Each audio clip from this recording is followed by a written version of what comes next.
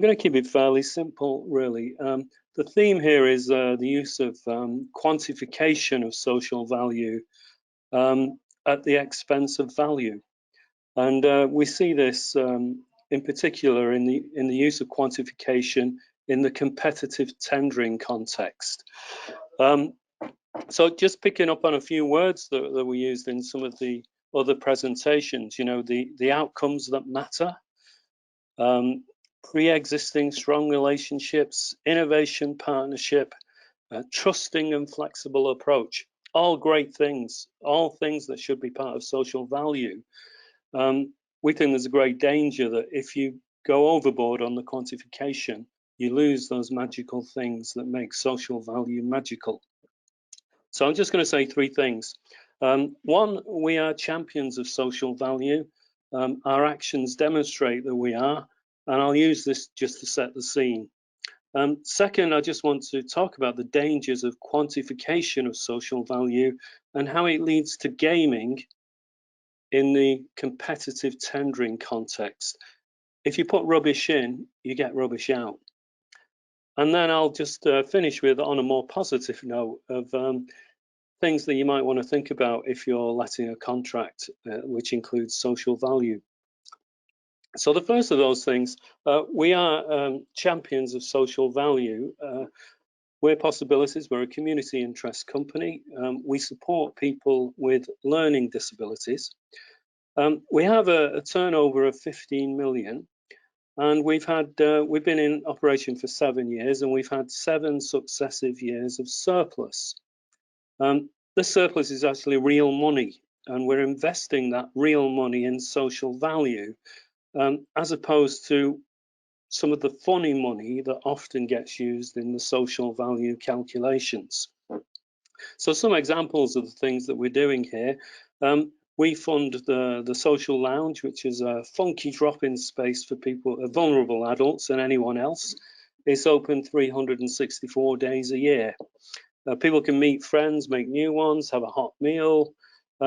Then we built next to that an urban farm and a 1-acre well-being garden that's open to the whole community.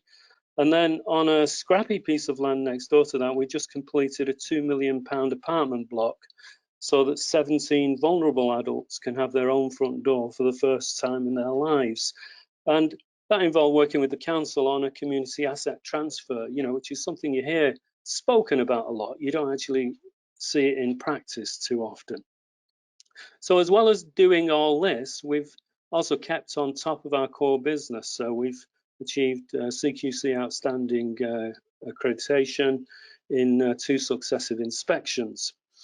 The thing I want to make clear here is that this is not part of any contractual commitment. Nobody told us to do this. We do this because this is what we do. This is what we believe in. And I think any objective observer that came here would say, you know, this is a company that can and does deliver social value. So that's my first point. We love social value. We are champions of it, and we are doing it. So here's a cautionary tale, really, on the dangers of quantification. Conceptually, you know, you've got to welcome any attempt to try and quantify social value. You know, why wouldn't you? And people have mentioned the social value portal. It's one method of doing this, involving 29 indicators, each with a proxy monetary value. Used in tendering, as Julian mentioned, social value portal carries a weight in the overall assessment. So what that means is whoever promises the most social value gets the highest score. And you might say, well, that's fair enough, you know. Why wouldn't that be fair? Well, let me give you the example of 2 recent tendering competitions we were involved in to show how this simply encourages people to game the system. In both tenders, when you add up the scores on all the questions that were given in the interview, we won. That is until you apply the social value portal weighting, and that placed us second both times. And again, you might say, well, that's fair. You know, if you promise more social value, you should score higher. Why shouldn't you win the tender? Well, in both these cases, the social value proposals of the other provider were so outlandish that you have to think, well, it's implausible to actually do that. So I was able to do some calculations, and I won't bore you with them because they're quite detailed and complex, but I was able to deduce a few things. And bear in mind that this is a contract supporting 100 vulnerable people in a local authority, people with learning disabilities. So to achieve the level of social value that was promised by the winning provider, they'd have to, firstly, turn over 85% of their staff to create enough vacancies to employ disadvantaged employees, such as young offenders and disabled people. And you've got to bear in mind that this is a service where staff continuity is highly prized. You don't want people turning over 85% of their staff. It's the equivalent of a Premier League football team changing 8 of its players for people that have never played football before. You don't want that to happen. You won't get the same results. So supposing that you do turn over 85% of your staff, they'd have had to recruit a very high number of offenders into a service where enhanced DBS checks are required. So it's not impossible to recruit an offender, but the DBS check means that it's very hard. And then thirdly, they've had to recruit a high number of people with disabilities who just happen to be suitable, available, and willing to work just at the time that they were needed. And anyone who supports people with disabilities into work, as we do, knows that it's just not as simple as that. So when you look at this, from any common sense angle, my assertion is that they put rubbish in and they got a very big number out, and that won them the tender. The purpose of their social value submission was simply to win the tender, not to provide social value. And now it's going to be 3 or 4 years before the commissioner realizes that they've written a check that they can't possibly cash.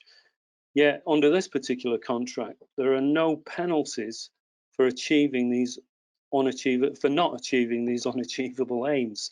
So you can see what's going to happen here. In the first year, they're going to say, well, we spent our time mobilizing the contract, so we're a bit behind. The second year, they'll say, well, it was a bit harder than we thought it was. The third year, they say, well, we'll catch up in the fourth year. And the fourth year, they don't catch up. You've just given an £8 million contract to somebody who didn't deliver on social value.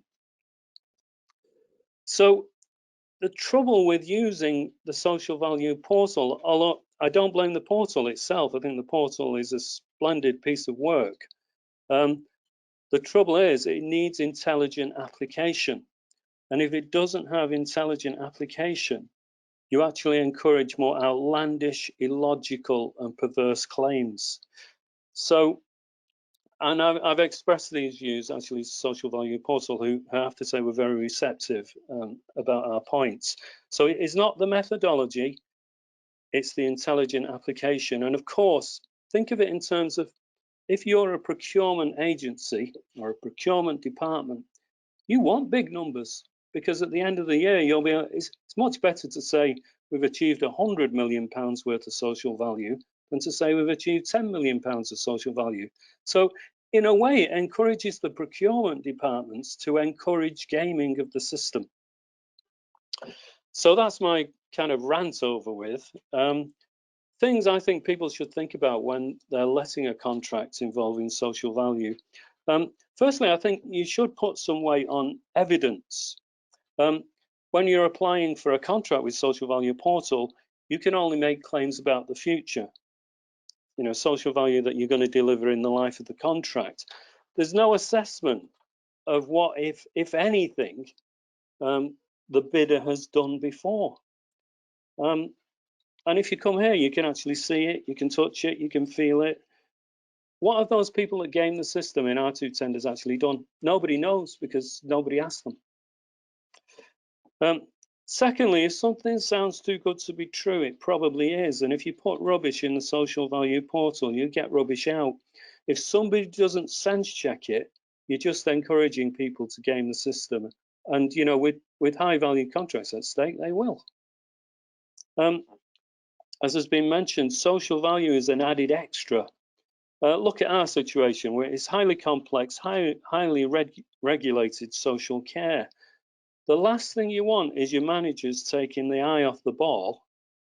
And, you know, in those cases where they're making outlandish social value commitments, they would have to spend a hell of a lot of time trying to deliver them, which means that the core service that you're paying for may well suffer. And, you know, if you must use quantification, find some ways to encourage creativity and serendipity. If we look at most of the great things that have happened here, it's because of chance conversations, odd encounters, and personal chemistry. And you can't put a proxy value on that. But, you know, in truth, these are the things that make the magic of social value happen. It's really a lot about relationships. And the danger is if we quantify too much, we lose sight of that.